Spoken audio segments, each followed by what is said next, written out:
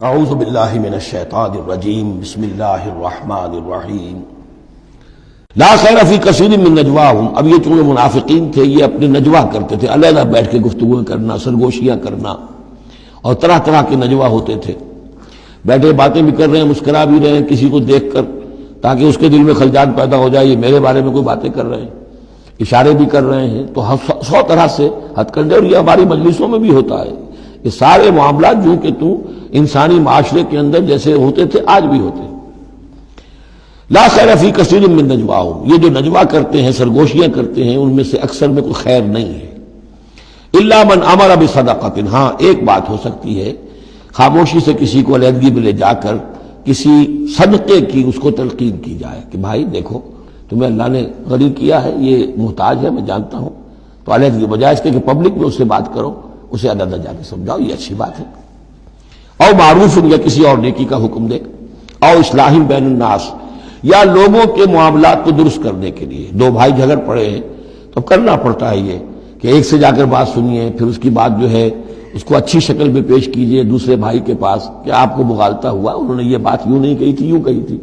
اس طریقے سے جو بھی کوئی ہو رہا ہو علیحدہ علیحدہ خفیہ گفتگو، تو اس میں کوئی حرج نہیں ہے۔ وَمَن يَفْعَلْ ذَلِكَ ابْتِغَاءَ مَرْضَاتِ اللَّهِ، جو شخص اس طرح کا نجوا کرے گا، اس طرح کی سرگوشی کرے گا اللہ تعالیٰ کی رضا جوئی کے لیے، فسوف نؤتیہ اجرا عظیما، ان کو تو ہم اللہ تعالیٰ جو ہے ہم دیں گے بہت بڑا اجر۔ ومن یشاقق الرسول، اور جو رسول کی مخالفت پر تلا ہوا ہے، یہ نجوا کر رہا ہے مخالفت میں، سازشیں، سرگوشیاں، بھڑکا رہا لوگوں کو، دیکھو جی یہ کر دیا، یہ کر دیا، اپنے لوگوں کے لیے یہ کر دیا۔ غزوہ حنین میں ہوا، غزوہ حنین میں چونکہ بہت سے مسلمان وہ تھے مکے کے جو اسی وقت ایمان لائے تھے فتح مکہ کے بعد، اب بہت شریک تھے وہ اس جنگ کے اندر حنین میں، مال غنیمت میں حضور نے ان کی دلجوئی کے لیے، پھر تالیف قلب کہتے ہیں، ذرا زیادہ مال دے دیا، اس پر لوگوں نے شور مچا دیا۔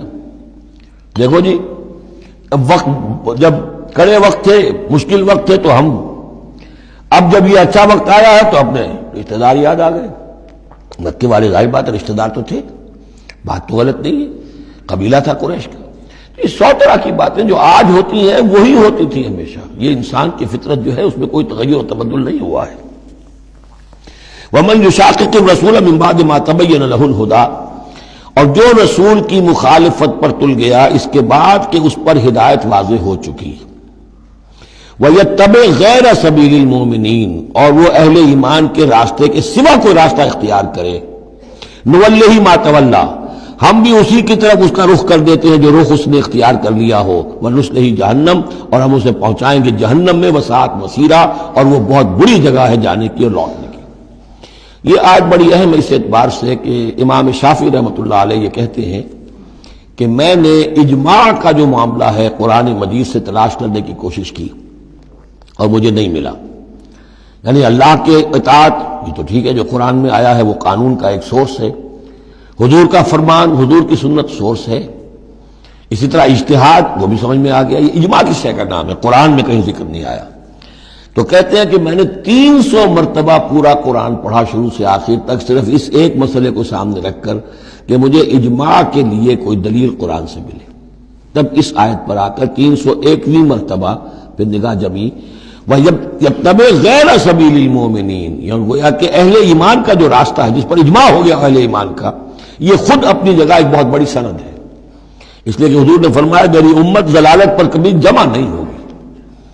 تو جن چیز پر اجماع ہو جائے وہ گویا کہ وہ خود اپنی جگہ پر وہ اس کو ایک حیثیت حاصل ہو جاتی ہے، اوتھینٹسٹی۔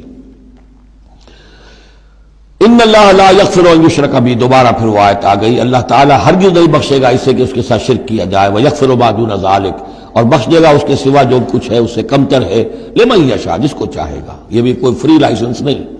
ومن یشرک باللہ فقد ضل ضلالا بعیدا، اور جو شرک کرتا ہے اللہ کے ساتھ تو وہ تو پھر گمراہ ہو گیا اور گمراہی میں بھی بہت دور نکل گیا۔ ان یدعون من دونہ الا اناثا، اب یہاں گویا کہ پہلی مرتبہ آپ دیکھ رہے ہیں کہ وہ مشرکین مکہ کی بات بھی ہو رہی ہے، نہیں پکار رہی اللہ کے سوا مگر مؤنث کو، عورتوں کو، اس لیے کہ ان کی دیویاں جو ہیں لات، عزا، منات، لات الہ کی مؤنث ہے، لات، لا اور لات، اور عزا العزیز کا مؤنث ہے، العزیز العزا، منات یہ سب جو ہے فیمنن نیمز ہیں. ان یدعون من دونہ الا اناسا نہیں پکار رہے وہ مگر یہ فیمیل ڈیٹیز کو. وَإِن يَدْعُونَ إِلَّا شَيْطَانًا مَرِيدًا اور نہیں پکار رہے یہ مگر در حقیقت شیطان کو پکار رہے ہیں. لات کا کوئی وجود نہیں، منات کا کوئی وجود نہیں، ہاں شیطان ضرور ہے جو ان کی پکار سن رہا ہے.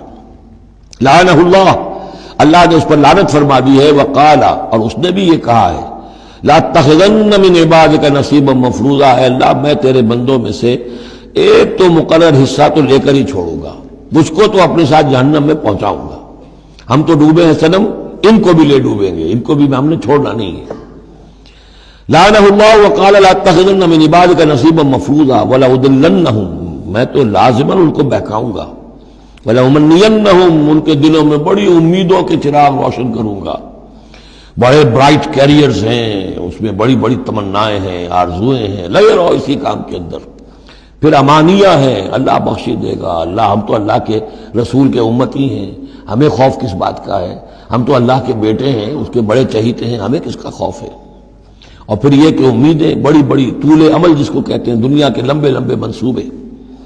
وَلَأُضِلَّنَّهُمْ وَلَأُمَنِّيَنَّهُمْ وَلَآمُرَنَّهُمْ، اور میں انہیں حکم دوں گا فَلَيُبَتِّكُنَّ آذَانَ الْأَنْعَامِ، پھر میرے حکم سے یہ چوپایوں کے کان چیر دیں گے. تو میں بتا چکا ہوں سورہ انعام میں یہ باتیں ساری آئیں گی.